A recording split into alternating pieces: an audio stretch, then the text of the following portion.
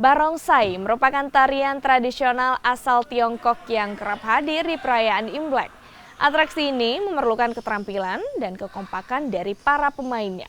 Berlatih secara rutin pun dilakukan, terlebih jika permintaan manggung mulai berdatangan. Seperti yang dilakukan kelompok Barongsai Naga Langit Makassar. Setelah lama tak tampil akibat pandemi COVID-19, mereka kini terus bersiap dan melatih fisik untuk menampilkan atraksi tari barongsai di perayaan Tahun Baru Imlek.